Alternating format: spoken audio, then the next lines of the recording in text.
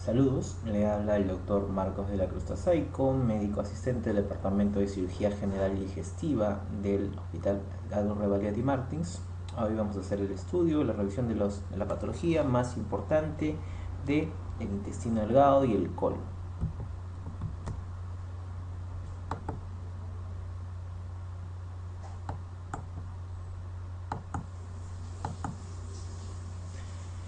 La causa más frecuente de insuficiencia pancreática exocrina en los adultos está relacionada con el alcoholismo crónico. Este alcoholismo crónico en algunos pacientes puede generar pancreatitis crónica y esta pancreatitis crónica se caracteriza por presentar insuficiencia pancreática exocrina. Recordemos nosotros que el páncreas tiene dos funciones, una exocrina, la producción de amilasa, lipasa, proteasa para la digestión de los alimentos, y una porción endocrina para la porción de hormonas, insulina, glucagón y somatostatina. La causa más frecuente de intestino corto se debe a una resección intestinal masiva y generalmente esto ocurre tras una isquemia mesentérica o una trombosis mesentérica. El paciente sometido a sala se le tiene que hacer una resección amplia del intestino necrosado, por lo cual el paciente queda con un síndrome de intestino corto, habitualmente cuando es menos de 30 centímetros que ha quedado de intestino post cirugía, y esta es la causa más frecuente de intestino corto en estos pacientes. Los trastornos endocrinos que causan mala absorción a la cabeza, el principal, la diabetes mellitus. No debemos olvidar que la acrodermatitis enteropática se debe por un déficit de zinc. En la pelagra se produce por un déficit de niacina. La causa más frecuente de absorción intestinal corresponde, la causa más frecuente de mala absorción de hidratos de carbono se debe a una deficiencia de lactasa. Algunos puntos claves con respecto al síndrome diarreico: el lugar más frecuente de reabsorción de líquidos es el yeyuno, las sales biliares son en el ilion. Las causas de diarrea aguda pueden ser infecciosas, alimentarias, farmacológicas. En el caso de la diarrea de tipo crónica, está relacionada con síndrome de mala absorción, enfermedad inflamatoria intestinal, enfermedades endocrinas como la diabetes mellitus, el uso crónico de laxantes y el síndrome de insuficiencia o de isquemia intestinal. ¿Qué complicaciones podemos ver en los pacientes que cursan con diarrea? Por ejemplo, en los pacientes con cólera, a la cabeza, la complicación más frecuente, la deshidratación. En las infecciones de diarreas causadas por Staphylococcus se presentan vómitos severos. En el caso de pacientes con diarrea por Escherichia coli enterohemorrágica o Shigella, lo que vamos a evidenciar en ellos es una colitis hemorrágica. En los pacientes con infecciones de Shigella y E. coli enterohemorrágica también pueden cursar con megacolon tóxico. Igualmente en los pacientes con Shigella y infecciones por E. coli enterohemorrágica podemos tener un síndrome hemolítico urémico o urémico hemolítico. En las infecciones por diarrea por Shigella, pueden cursar con artritis reactiva. En la diarrea producida por salmonelosis existe una infección metastásica con invasión o compromiso de la vesícula biliar, el ilion, etc. Algunas pepas con respecto a la diarrea: la causa más frecuente de diarrea deshidratante en menores de 3 años tenemos el rotavirus. La causa más frecuente de la diarrea del viajero viene a ser la Escherichia coli. La manifestación clínica más frecuente en los pacientes con salmonela viene a ser que estos pacientes cursan muchas veces asintomáticos. ¿Cómo podemos definir a un paciente portador crónico de salmonela? Estos pacientes pueden excretar los bacilos de las salmonelas al menos por o menos durante un año. Los pacientes con salmonela pueden cursar o no con enfermedad vesicular, y en estos casos, si el paciente no tiene enfermedad vesicular, no hay colelitiasis, el tratamiento es médico administrando ampicilina. En cambio, si un paciente cursa con colelitiasis, presenta cálculos en la vesícula biliar, el tratamiento es quirúrgico, es decir, colecistectomía de la cabeza, colecistectomía laparoscópica. La clínica más frecuente de la yardiasis es que estos pacientes sean asintomáticos.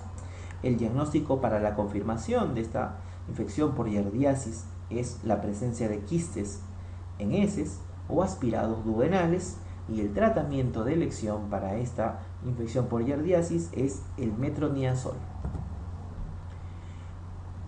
Un tipo de diarrea frecuente que podemos evaluar en los pacientes que reciben tratamiento antibiótico de amplio espectro a nivel intrahospitalario es la colitis pseudomembranosa, la cual tiene como etiología la infección por Clostridium difficile. La etiopatogenia se debe a una ingesta o una administración previa de antibióticos, más frecuente asociados con ampicilina, con clindamicina o con el uso de cefalosporina. Existen también factores que no están asociados a antibióticos, como por ejemplo el antecedente de una cirugía colónica, cirugía gástrica o cirugía pélvica. La forma clínica más frecuente de estos pacientes es la de ser un portador asintomático. La forma clínica más infrecuente, pero que es una forma clínica grave, es la presencia de un megacolon tóxico, que puede ameritar hasta un tratamiento quirúrgico. El síntoma más frecuente en este tipo de pacientes es la diarrea. El diagnóstico se realiza mediante la detección de citotoxinas tipo A y B. Asimismo, cuando se le realiza un coprocultivo a este tipo de pacientes, no encontramos diferencias significativas en los resultados de este coprocultivo. El tratamiento de la colitis pseudomembranosa se da por vía oral. Se deben suspender los antibióticos que había estado recibiendo previamente el paciente. El tratamiento, el gold estándar, el tratamiento de elección en la colitis pseudomembranosa por Clostridium difficile es la vancomicina, aunque también se puede utilizar el metronidazol. Recuerden que este tratamiento idealmente por vía oral, no útil la vía parenteral y sobre todo en los pacientes con infecciones severas. Dentro de la patología frecuente del intestino delgado encontramos el divertículo de Meckel. Constituye la malformación congénita más frecuente del intestino delgado. Siempre se localiza en el borde antimesentérico del intestino, ubicado en los 100 últimos centímetros del hilio, es decir, los 90 a 100 centímetros de intestino proximales a la válvula ileocecal. Solo un 3% de pacientes que tienen divertículo de Meckel dan clínica, dan sintomatología. La complicación más frecuente en este tipo de pacientes viene a ser la hemorragia, siendo la hemorragia de un divertículo de Meckel la primera causa de hemorragia digestiva baja en pacientes menores de 20 años. Se puede realizar en este tipo de pacientes como diagnóstico de divertículo de Meckel o la presencia de divertículo de Meckel el Meckel Scan, el cual es un análisis que usa la tecnología de diagnóstico nuclear, es decir, de medicina nuclear, para identificar áreas de mucosa gástrica anormalmente localizadas en el tubo digestivo. Una característica importante del divertículo de Meckel es que en su mucosa presenta habitualmente mucosa ectópica y sobre todo mucosa gástrica. El tratamiento se reseca únicamente si es que da clínica o si es que es encontrado en pacientes en menores de 2 años. Recuerden que la causa de la presencia de este divertículo de Meckel es la persistencia del conducto ómfalo-mesentérico. Dentro de los tumores del intestino delgado debemos de indicar que representan un 5% de las neoplasias digestivas. Se debe sospechar en los pacientes que cursan con dolor cólico abdominal recidivante, obstrucciones intestinales si es que no tienen una cirugía previa, invaginación o hemorragia crónica de tipo gastrointestinal. Los tumores del intestino delgado más frecuentemente son los benignos y el principal de ellos vienen a ser los adenomas, y los adenomas ubicados a nivel duodenal. El tumor del intestino delgado maligno más frecuente es el adenocarcinoma y también está ubicado a nivel del duodeno, pero a nivel del duodeno distal. Los linfomas intestinales se caracterizan por ser masas focales, más frecuentemente localizado en el ilio, y se caracterizan por una infiltración difusa. La mayor incidencia del linfoma intestinal la vamos a encontrar en pacientes con enfermedad de Crohn, enfermedades celíacas y en el VIH-Sida. Una de las patologías frecuentes asociadas al intestino delgado es la obstrucción intestinal, la cual puede ser obstrucciones mecánicas y las podemos dividir de acuerdo al segmento del intestino en el que encontremos las obstrucciones mecánicas. Si hablamos del intestino delgado, esta obstrucción intestinal tiene una mortalidad de aproximadamente el 10% y tenemos que hacer una diferencia si es que nuestro paciente es un paciente operado o no tiene ninguna cirugía abdominal previa. Si encontramos a un paciente con un cuadro de obstrucción intestinal de asa delgada que no tiene una cirugía previa, la principal causa son la presencia de hernias.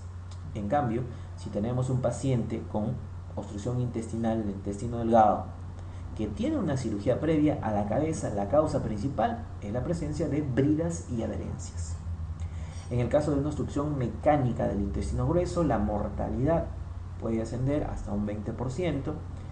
Dentro de las principales causas de obstrucción intestinal del colon o intestino grueso es el vólvulo o la presencia de tumores a nivel del colon, sobre todo en el colon izquierdo. Recuerden que los vólvulos a nivel del intestino grueso se presentan en un 80% a nivel del colon sigmoides, son diagnosticados por un enema opaco, en el cual podemos ver el punto de obstrucción intestinal causada por la rotación del colon sigmoides. El tratamiento, el tratamiento inicial que se le da a un paciente con vólvulos sigmoides es intentar la devolvulación por vía endoscópica. ¿Sí? Se tiene un resultado positivo de esa devolvulación por vía endoscópica, se realiza la sigmoidectomía de forma electiva o programada. En cambio, si es que existen signos de estrangulación o hay falla al tratamiento endoscópico, se realiza la cirugía. Durante la cirugía de un paciente con vólvulos sigmoides, si tenemos un paciente que tiene signos de estrangulación, no hay peritonitis y el paciente está bien nutrido, no tiene otros factores de riesgos asociados, se puede realizar la sigmoidectomía y una anastomosis primaria. En cambio, si tenemos un paciente que cursa con signos de estrangulación, pero encontramos perforación del vólvulo sigmoides, peritonitis intraabdominal, el paciente está malnutrido o tiene algún otro factor de riesgo, alguna comorbilidad, lo ideal es hacer la sigmoidectomía y realizar una colostomía terminal, o también conocido como el procedimiento de Hartmann. Dentro de la obstrucción intestinal también podemos hablar del ilio.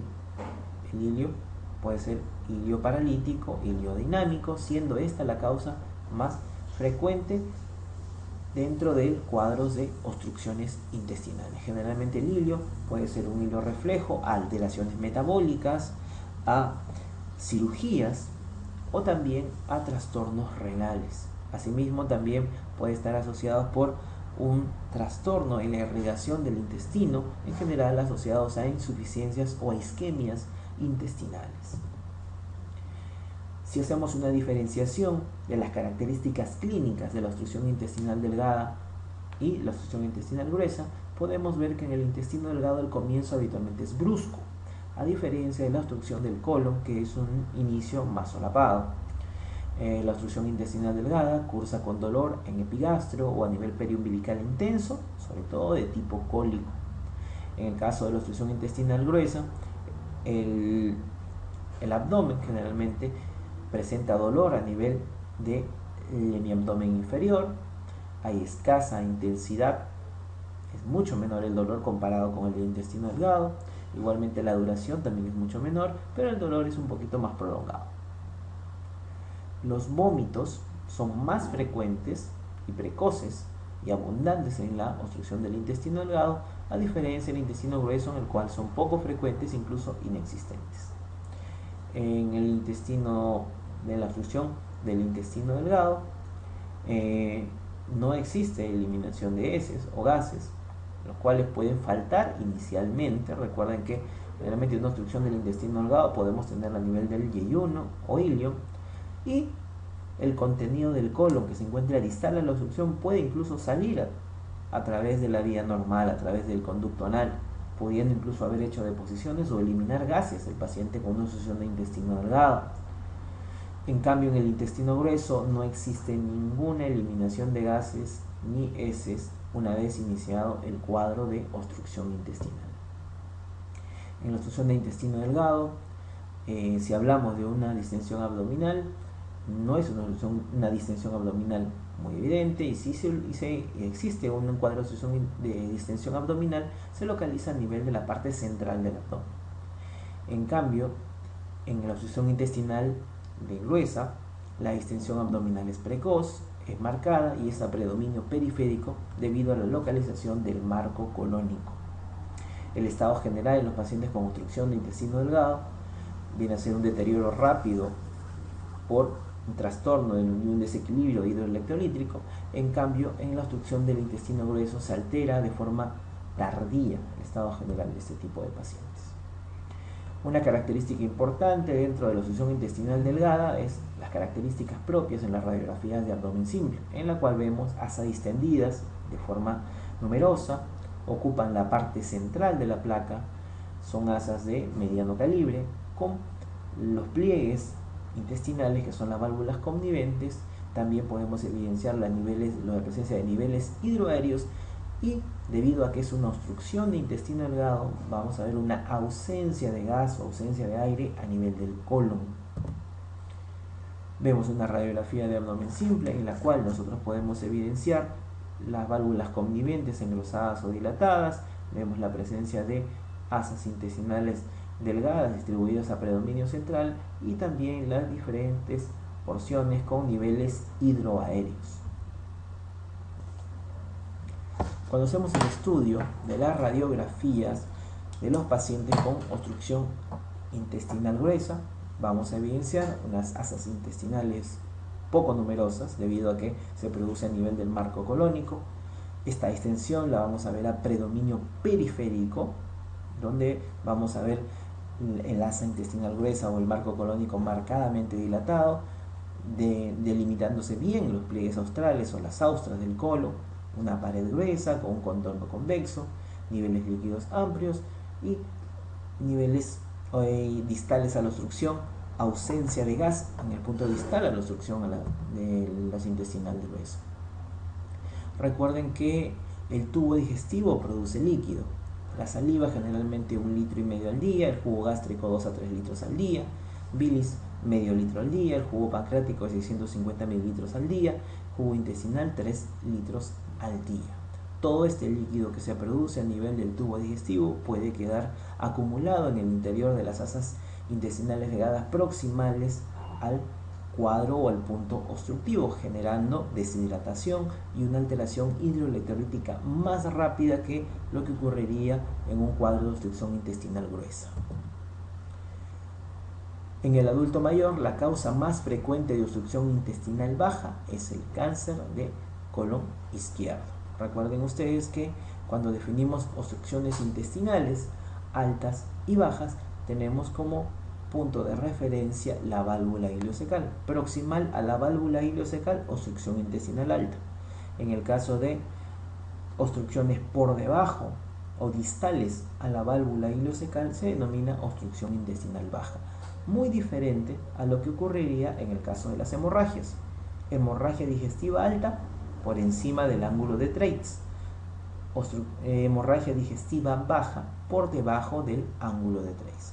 Recuerden entonces que la causa más frecuente de obstrucción intestinal baja viene a ser el cáncer de colon izquierdo. El cáncer de colon izquierdo generalmente produce trastornos del ritmo evacuatorio. Recuerden ustedes que los tumores o las neoplasias del colon derecho generalmente son anemizantes, y la característica clínica es la pérdida sanguínea progresiva y crónica y anemia en ese tipo de pacientes.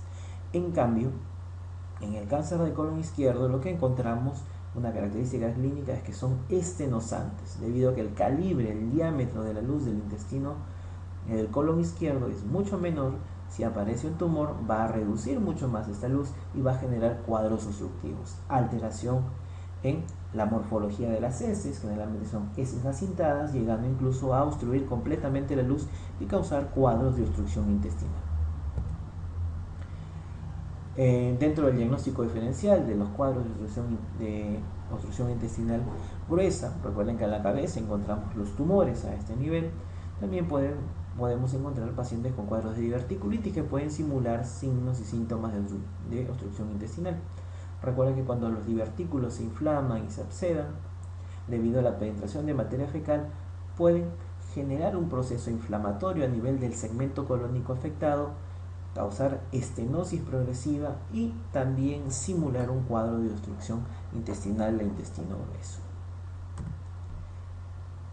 Otra de las patologías que puede generar un cuadro de obstrucción intestinal gruesa viene a ser el vólvulo, y sobre todo y más frecuente el vólvulo de sigmoides. Recuerda que el sigmoides presenta un meso, el mesocolon sigmoides, sobre el cual puede rotar sobre su eje y generar un cuadro de obstrucción intestinal de asa gruesa. En las radiografías que podemos ver en la diapositiva vemos la característica imagen en grano de café, en la cual se va a evidenciar o es una de las características clínicas radiológicas importantes de esta patología, como lo es el vólvulo de sigmoides. Dentro del tratamiento para los pacientes que cursan con un cáncer colorectal izquierdo que genera un cuadro de obstrucción intestinal aguda, pueden realizarse dos variantes o dos técnicas para el tratamiento quirúrgico de este problema. Puede realizarse una hemicolectomía izquierda, que incluye la exéresis o la resección del colon transverso, ángulo esplénico del colon y colon descendente, y hacer una colostomía terminal o una anastomosis primaria. En algunos otros casos, también para los pacientes con cáncer del colorectal izquierdo y con obstrucción aguda, pueden utilizarse la resección del segmento afectado, es la resección del segmento colónico donde se ubica el tumor, y se puede realizar una colostomía de descarga. A eso se le denomina la operación de Hartmann. ¿Sí? Dependiendo del estado del paciente, si es que hay o no ha habido peritonitis, si es que hubo o no perforación de la tumoración, de la neoplasia y contaminación de la cavidad abdominal, se puede hacer la resección y anastomosis primaria o la resección del segmento afectado y una colostomía terminal, lo que se denomina la operación de Hartmann. Seguimos con la obstrucción intestinal. Recuerden ustedes que un cuadro de obstrucción intestinal y que se asocia a estrangulación del segmento intestinal comprometido puede estar relacionado clínicamente de la siguiente manera: la presencia de dolor, vómitos, distensión abdominal y ruidos hidroaéreos incrementados. En este caso, en este tipo de pacientes, si no tiene ningún antecedente quirúrgico a nivel de la cavidad abdominal, hay que descartar hernias incarceradas, hernias inguinales o hernias crurales. Si evidenciamos y examinamos estas regiones y encontramos un saco herniario, y si la pared de este saco herniario o en sí la hernia se encuentra indurada o con cambios de coloración a nivel de la superficie térmica de este saco herniario, entonces podría tratarse de una hernia estrangulada, y esta ser la causa de una obstrucción intestinal. El diagnóstico en este tipo de pacientes, luego de haber realizado el examen clínico, podemos realizar una radiografía de abdomen simple. En el caso de la radiografía de abdomen simple de pie, nos evidenciará o nos mostrará la presencia de niveles hidroaéreos. En cambio, la radiografía de abdomen simple de cúbito podremos ver la dilatación desde la asa delgada y también la probable ubicación del punto de obstrucción mecánica. El tratamiento se inicia con el tratamiento médico. En los casos de la obstrucción intestinal se coloca la sonda nasogástrica, se da una hidratación, se corrigen los trastornos hidroelectrolíticos. Se realiza el tratamiento quirúrgico si es que hay dolor, fiebre, si se incrementan progresivamente durante los días de hospitalización, observación, y si hay más de 5 días que persiste el dolor, persiste la fiebre y no se ha reducido la hernia, entonces puede tratarse de una hernia estrangulada, y ahí el tratamiento quirúrgico es mandatorio. En el caso de que el paciente amerite un tratamiento quirúrgico y dentro de los hallazgos intraoperatorios no exista peritonitis difusa, se puede hacer la resección del segmento afectado y una anastomosis término-terminal. En cambio, si es que encontramos un paciente que tiene un cuadro de obstrucción intestinal por una hernia estrangulada y existe asociadamente peritonitis difusa, entonces en este tipo de pacientes está contraindicada la anastomosis.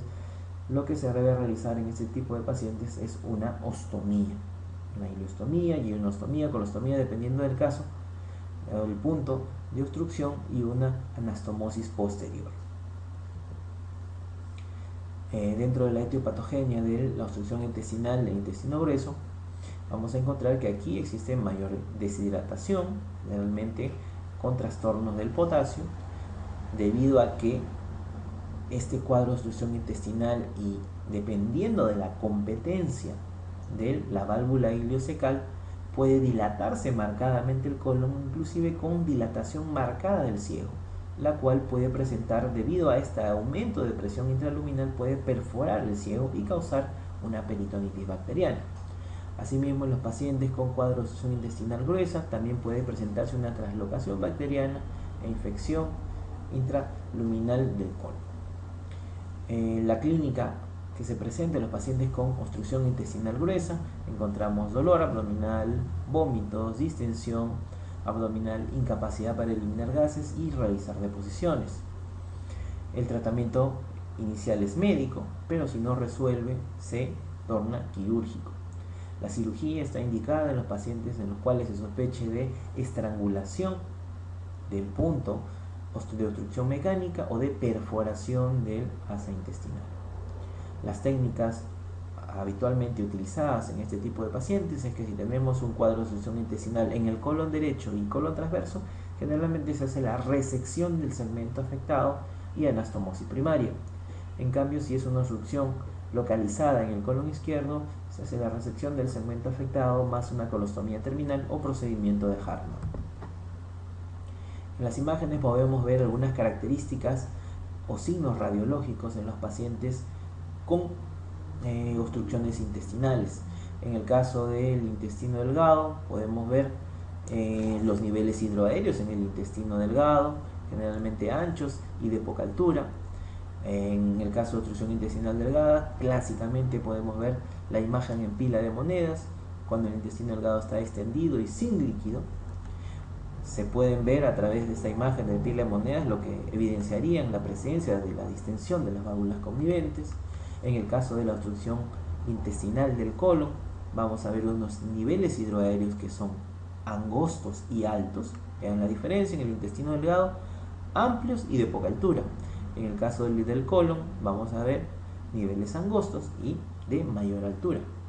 Y en el caso de las obstrucciones del intestino grueso a nivel del sigmoides, típicamente podemos ver la imagen en grano de café, que es una imagen característica en los pacientes con cuadros de obstrucción intestinal causadas por vólvulo de sigmoides. Recuerden que el vólvulo de sigmoides se presenta un 80% en su ubicación habitual es en el sigmoides. También pueden existir vólvulos del ciego, que son mucho menos frecuentes en este tipo de pacientes. Cuando hacemos ya la revisión de las preguntas de la patología asociada a el intestino delgado y colon, tenemos el primer caso clínico: mujer de 25 años que acude a urgencias por un cuadro diarreico de 4 días de evolución, con emisión de pus y restos hemáticos en las heces, fiebre de 38 grados, refiere un antecedente de estancia en Bolivia hace 2 días con ingesta de agua de manantial. ¿Cuál de los siguientes tratamientos sería el menos indicado? Recuerden, en este caso habla de presencia de pus y restos hemáticos en las heces o con las deposiciones, y habla de una diarrea de tipo disentérica. En este tipo de pacientes, generalmente lo que vamos a dar, el tratamiento indicado en este tipo de pacientes, debido a la presencia de diarrea, es la de hidratación oral a la cabeza, succinilacto de bismuto para prevenir problemas gastrointestinales, como por ejemplo la úlcera péptica. Tenemos que dar antibióticos debido a que esta diarrea disentérica es por una infección, una bacteria. Se debe suspender la ingesta de productos lácteos, ya que estos pueden incrementar mucho más los cuadros de cámaras diarreicas. Y recuerden que la loperamida están contraindicados en pacientes que tienen fiebre, en pacientes con diarreas disentéricas, en pacientes con diarreas hemorrágicas o en pacientes con que en las radiografías evidenciamos dilataciones del colon. Entonces, en este tipo de pacientes, lo menos indicado es dar antidiarreicos como la loperamida. La causa mecánica más frecuente de obstrucción intestinal posoperatoria es la presencia de bridas y adherencia. Recuerden que cada cirugía que se realiza puede generar mayor presencia de bridas y adherencias, y esa es la principal causa de obstrucción intestinal en pacientes con el antecedente de cirugías. Cuando se realiza una resección del intestino delgado, ¿a partir de qué porcentaje de longitud de este se espera encontrar alteraciones nutricionales severas? Generalmente en pacientes que se hayan resecado mayor al 50% del área intestinal o de la longitud intestinal.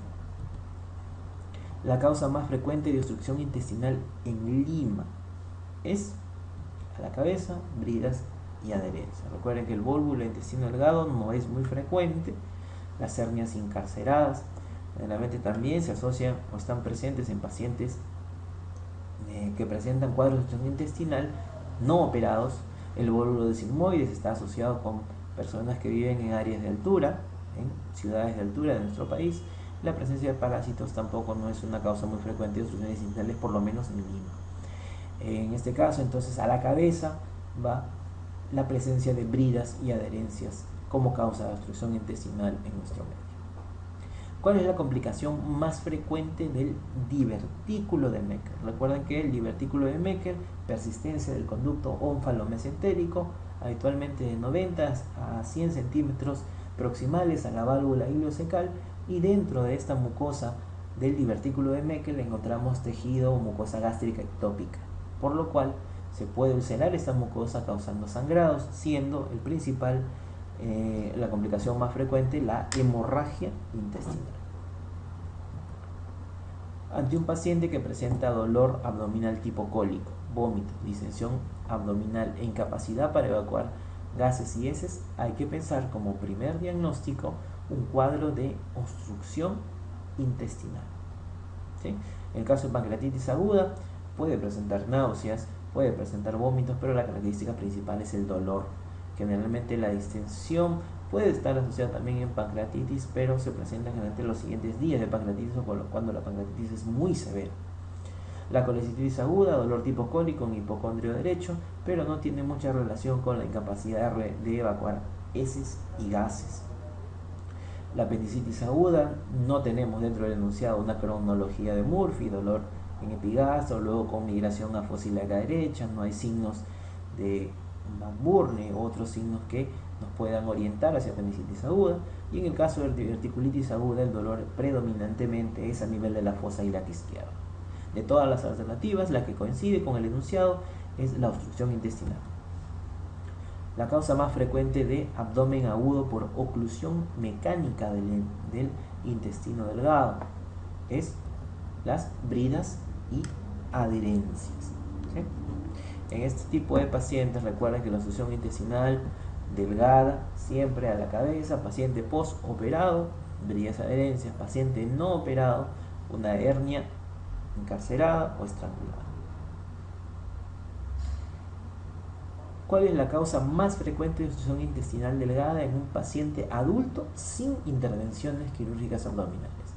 Si tuviera antecedente de intervenciones quirúrgicas sería bridas y adherencias. Si no tiene intervenciones quirúrgicas previas, entonces a la cabeza la encarceración del intestino delgado en un orificio herniario. El hilio biliar, recuerden que es una obstrucción por un cálculo que pasó de la vesícula hacia el intestino y causó un cuadro de obstrucción mecánica.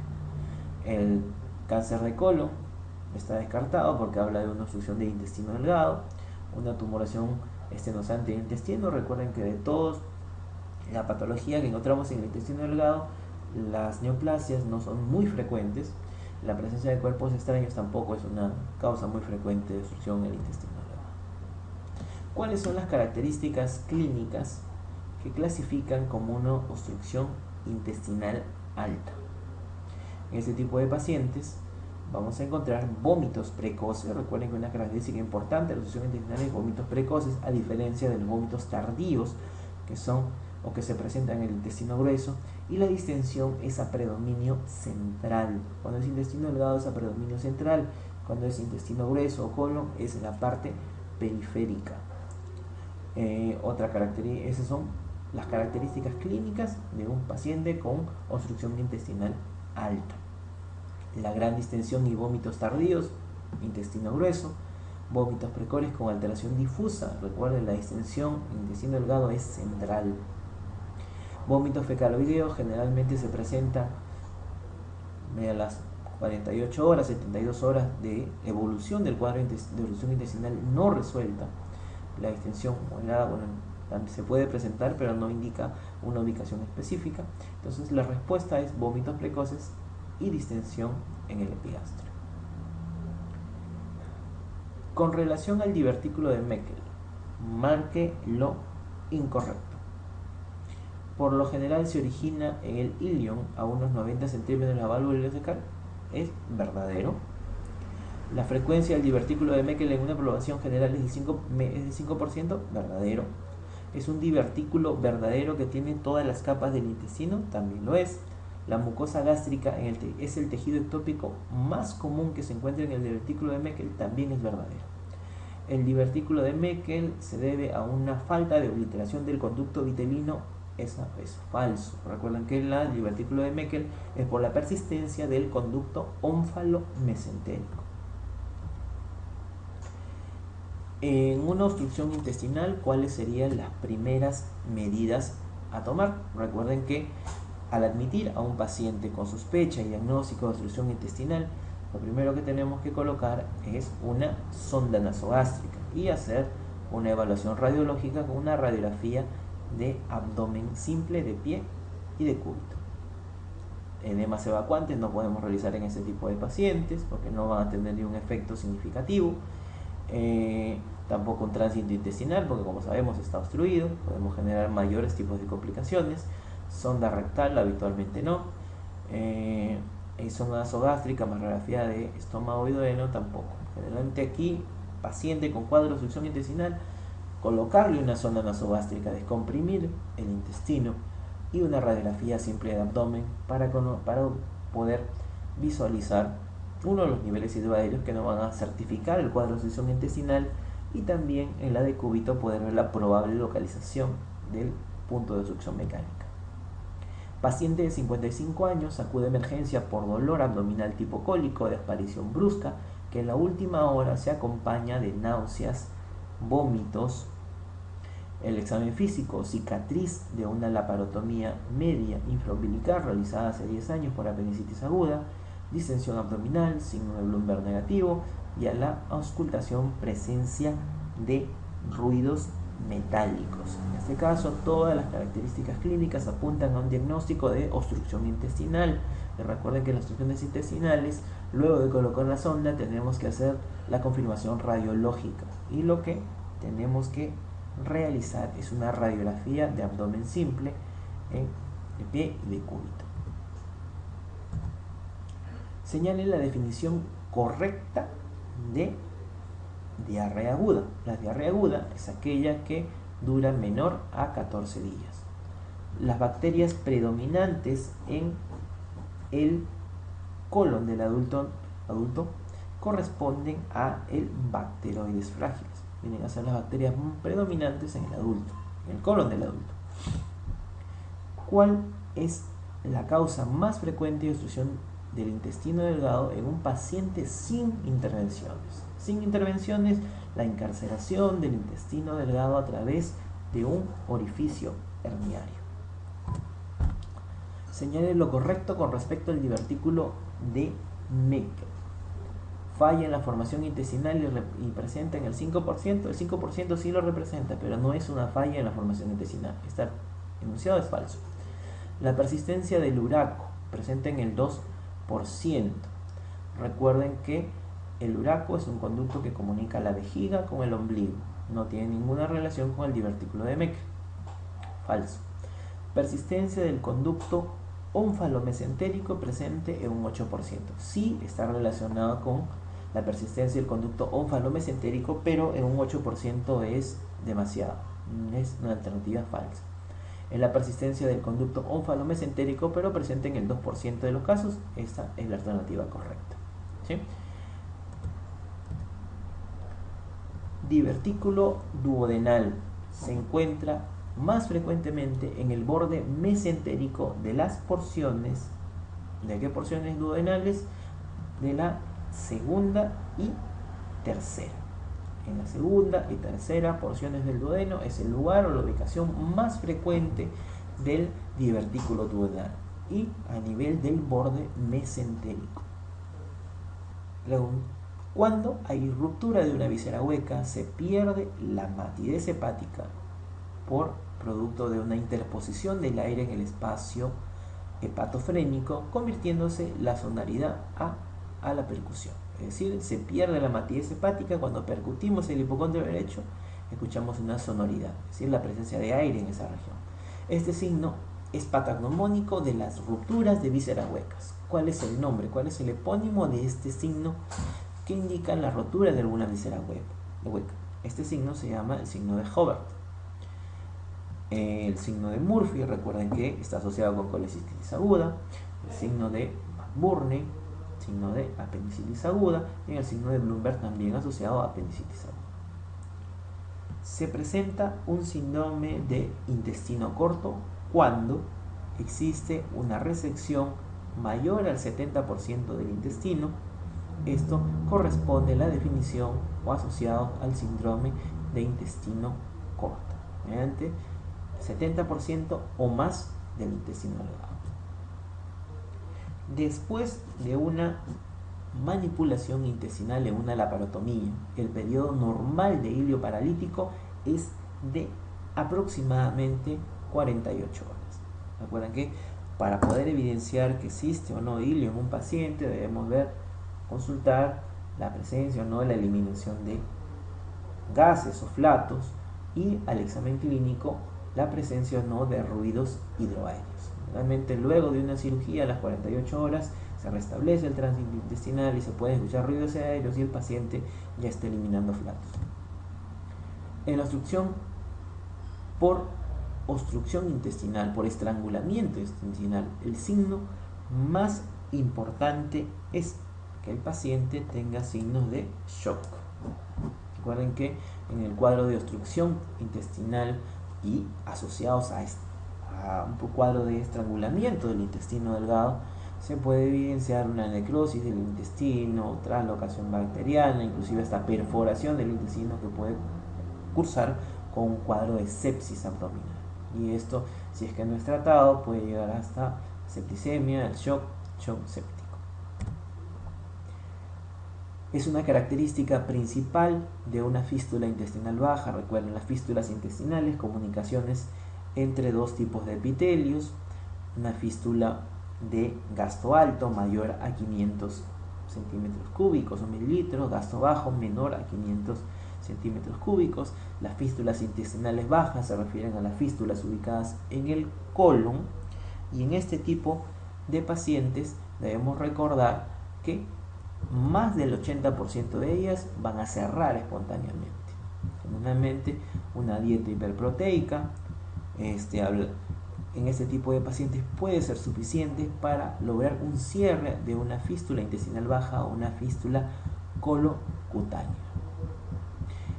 Si revisamos el resto de las alternativas, dice cuanto mayor es el gasto fistuloso, el pronóstico es mejor. Más bien es el sentido inverso. Si el gasto es mucho menor, el pronóstico es mejor, indicaría que la fístula tiene mayor tendencia a que pueda cerrar la fístula y solucionarse el problema. Las fístulas intestinales bajas causadas por TBC intestinal no es la más frecuente. La TBC intestinal predominantemente ataca el intestino delgado y sobre todo el ilio. En este caso sería una fístula intestinal baja. Alteraciones congénitas tampoco no está muy relacionado y deben cerrarse quirúrgicamente. Esto también es falso. Si una fístula intestinal baja, no hay signo de sepsis, no hay signos de peritonitis, no hay signos de un abdomen agudo quirúrgico, y tiene un gasto bajo, entonces el tratamiento es médico. En ese caso, a dar una buena nutrición y con eso puede mejorar y cerrar la fístula intestinal baja. No requieren habitualmente tratamiento quirúrgico. ¿Cuál de las siguientes características no corresponde a una patología tumoral del intestino delgado? En el caso de, son más frecuentes los tumores benignos, esto es falso. ¿Cuáles son las alternativas verdaderas? El 80% de los tumores malignos se diagnostican tardíamente, muy cierto. Los tumores benignos son más frecuentes, son los pólipos, también es cierto. La neoplasia más común es el adenocarcinoma, verdadero. Los tumores malignos son más frecuentes y sobre todo en el yeyuno también es verdadero. Entonces la alternativa falsa en este caso es que los tumores más frecuentes son benignos. Esa es la alternativa incorrecta, porque son los menos frecuentes. El tumor benigno más frecuente del intestino delgado es un leiomioma. En el adulto, la causa más frecuente de obstrucción intestinal es las bridas y adherencias postoperatorias. Eso es siempre a la cabeza: bridas y adherencias postoperatorias, pacientes con antecedentes quirúrgicos, pacientes sin antecedentes quirúrgicos, hernias incarceradas o estranguladas. ¿Cuál es el primer hallazgo que se presenta en la obstrucción intestinal media? Pacientes con obstrucción intestinal media, habitualmente lo que encontramos es un dolor de tipo cólico, que es uno de los primeros hallazgos significativos en este tipo de pacientes. Posteriormente se asocia a la presencia de náuseas y vómitos y dificultad para eliminar los flatos. Paciente de 76 años con antecedente de cirugía abdominal previa, con dolor abdominal difuso de 3 días de evolución, asociado a distensión abdominal, vómitos, constipación de 48 horas, febril, ruidos sidoaéreos débiles y niveles sidoaéreos. ¿Cuál es su conducta a seguir? Recuerden que en este caso el diagnóstico sería obstrucción intestinal por bridas y adherencias. El tratamiento de los pacientes con cuadros de obstrucción intestinal es: paciente se hospitaliza, colocación de sonda nasogástrica, hidratación enérgica y se hace un manejo conservador.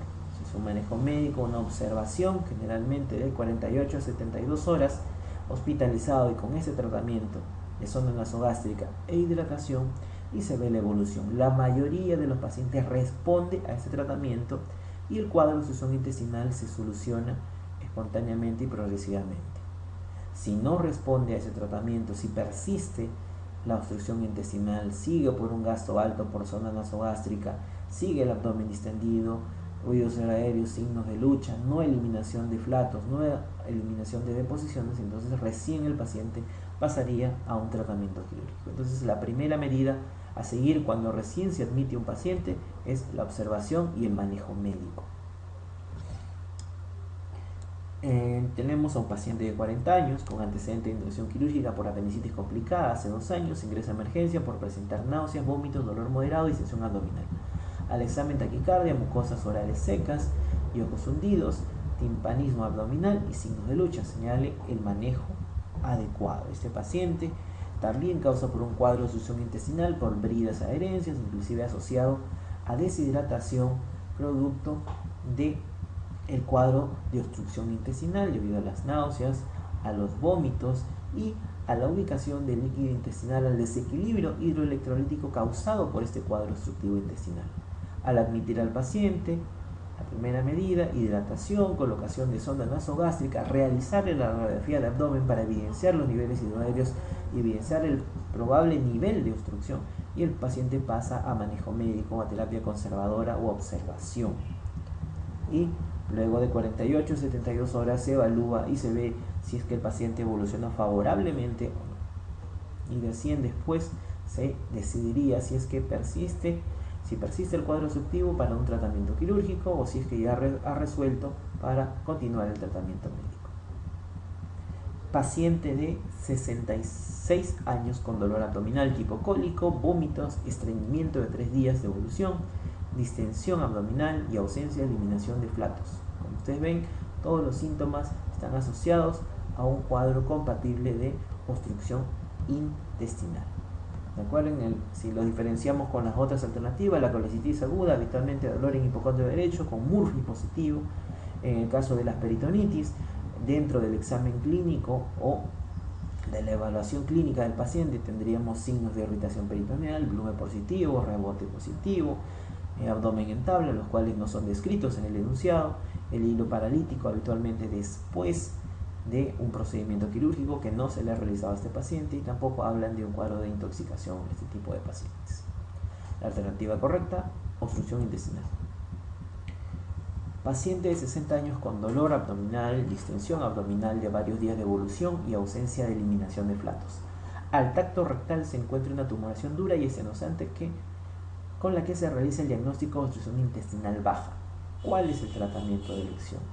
En este tipo de paciente claramente tenemos un cuadro de obstrucción mecánica, el cual es una tumoración rectal. En este tipo de pacientes no podemos dar un tratamiento conservador debido a que la obstrucción mecánica está presente ahí. La hidratación, la sonda nasogástrica no va a mejorar a nuestro paciente. Tenemos que desfuncionalizar, descomprimir el intestino delgado para prevenir perforaciones intestinales, sobre todo a nivel del ciego. En este caso, el tratamiento indicado sería realizar una colostomía defuncionante. En el resto de las alternativas, hidratación, antibiótico-terapia, estas dos medidas, si bien pueden utilizarse, sobre todo la hidratación, no van a resolver el cuadro de obstrucción intestinal. La resección y anastomosis, generalmente aquí se habla de una tumoración, de un cáncer. La resección y anastomosis se va a hacer en un tiempo ulterior o después para realizar un tratamiento adecuado de esa tumoración. Generalmente cuando tenemos una tumoración rectal, recuerden que la primera medida a realizar es hacer la quimio-radioterapia para disminuir el tamaño de la lesión, disminuir el tumor a nivel rectal y hacerlo más viable para una cirugía. Intubación y sonda nasogástrica de aspiración, se haría esta medida, sobre todo si es intestino delgado, aquí estamos hablando de colon. La aplicación de una sonda rectal y observación. Si aplicamos una sonda rectal podemos perforar el tumor, podemos perforar el intestino delgado y causar mayores complicaciones al paciente. En este caso tenemos que realizar una colostomía disfuncionante. ¿Cuál de las siguientes parasitosis puede causar obstrucción intestinal? La presencia de Ascaris en nuestros pacientes, inclusive muchos de estos parásitos pueden crear ovillos de parásitos y pueden provocar una obstrucción mecánica a nivel, sobre todo, del intestino delgado. Paciente varón de 40 años de edad, posoperado de apendicitis complicada, hace un año, presenta náuseas, vómitos biliosos, estreñimiento acompañado de tensión abdominal moderada, y en este caso, ¿qué es lo que tenemos? Tenemos un cuadro de obstrucción intestinal secundario a bridas y adherencias, debido al antecedente quirúrgico que ha tenido el paciente. Más aún si ha sido una apendicitis complicada, esto puede generar mayores tipos de adherencias a nivel local. El diagnóstico en este caso, obstrucción intestinal por bridas y adherencias. Paciente con obstrucción intestinal por cáncer de sigmoides perforado. ¿Cuál es el tratamiento? Como ustedes ven, aquí tenemos una tumoración que ha causado un cuadro de obstrucción intestinal, incluso se ha complicado con perforación del tumor. En este tipo de pacientes lo que encontramos generalmente es una peritonitis causada por una perforación del intestino delgado, una peritonitis fecal. En este tipo de pacientes habitualmente lo que hace es la resección del segmento intestinal comprometido, y como hay peritonitis, lo que se hace es una colostomía. La anastomosis intestinal está contraindicada en este tipo de pacientes por el alto riesgo de dehiscencia de la anastomosis y mayor complicaciones en este tipo de pacientes. Colostomía y anastomosis están contradiciendo estas dos alternativas. Rehacer un drenaje en un paciente con un tumor perforado no es lo más adecuado, posición de aspiración tampoco, drenaje percutáneo tampoco. En este caso, la alternativa correcta es la colostomía. ¿Cuál es la causa más frecuente de obstrucción intestinal o obstrucción del intestino delgado? Recuerden siempre las adherencias postoperatorias. Anciana post-colecistectomizada, presenta dolor y distensión abdominal, náuseas y vómitos. En este caso, recuerden siempre el antecedente quirúrgico nos va a orientar cuál fue la probable etiología del cuadro de obstrucción intestinal. En este caso, la alternativa correcta sería su oclusión intestinal, ya que el enunciado no nos manifiesta si el paciente está eliminando flatos o haciendo deposiciones.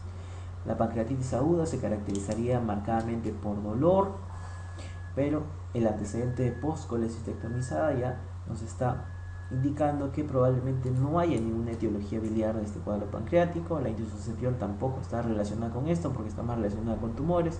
Ilio metabólico no habla que la paciente tenga alguna alteración hidroelectrolítica, algún compromiso o secundario de una enfermedad renal. Y en el caso del ilio biliar, recuerden que la paciente ya está colecistectomizada, es decir, no hay una posibilidad de que hubiera una fístula colecistointestinal. La respuesta de esta pregunta correspondería a un cuadro de suboclusión intestinal. Tenemos cuál es la patología quirúrgica más frecuente del intestino delgado. La patología quirúrgica más frecuente es la obstrucción intestinal. Paciente varón de 25 años, procedente de asentamiento humano, con antecedente de dolor abdominal, presenta náuseas y vómitos de una semana de evolución, sin alza térmica, con escasa eliminación de flatos y heces, examen clínico, pálido, adelgazado, moderada extensión abdominal, ruidos hidroaéreos incrementados, radiografía de abdomen, niveles hidroaéreos, leucocitos 5500, velocidad de sedimentación incrementada. ¿Cuál es el diagnóstico probable? Como podemos ver, se trata de un cuadro de obstrucción intestinal y aquí tenemos que asociarlo con varios de los hallazgos clínicos y laboratoriales que nos indican a este paciente. Si revisamos las alternativas, la primera indica vólvulo de sigmoides. Generalmente, el vólvulo de sigmoides en la radiografía tiene la presencia de la imagen de grano de café, que no es descrita en la radiografía de abdomen. Segundo, a nivel de la palpación o a nivel del examen clínico del abdomen, vemos una distensión, sobre todo al predominio inferior, con un abdomen asimétrico, que tampoco lo evidencia. Por lo cual, vólvulo de sigmoides es falso. Ilio paralítico por trastorno hidroelectrolítico. Realmente no hay algún antecedente de algún problema hidroelectrolítico en el paciente, que sea un trastorno, un paciente con alteraciones renales, no habla de vómitos intensos, no puede estar relacionado con un ilio paralítico por trastorno hidroelectrolítico. Una peritonitis por apendicitis complicada. En el caso del paciente no hay una historia de un cuadro apendicular, no hay una migración del dolor. A nivel del examen clínico no hay signos de reacción peritoneal a nivel de la fosa ilíaca derecha, McBurney, Bloomberg. No hay leucocitosis, no encontramos signos asociados a esta alternativa, por lo cual peritonitis por apendicitis complicada también es falsa. Peritonitis por perforación típica, igualmente no encontramos en el examen clínico alguna evidencia de signos peritoneales. No hay abdomen en tabla, no hay McBurney positivo, resistencia abdominal, rebote, no tenemos ninguna de esas características. En este caso, debido al antecedente del paciente, el lugar de procedencia del paciente, las características físicas del paciente, pálido, adelgazado, baja de peso, leucopenia, velocidad de sedimentación incrementada, esto nos orienta a una infección por tuberculosis. Y los pacientes con cuadros de tuberculosis pueden presentar tuberculosis intestinal o abdominal. Y esta tuberculosis abdominal puede cursar también con un cuadro de obstrucción intestinal, cuyo manejo es un manejo médico. En este caso se administra tratamiento específico, con lo cual resuelve el cuadro de obstrucción intestinal. Muy bien, hemos culminado con las preguntas del estudio de la patología intestinal. Nos vemos en una próxima oportunidad.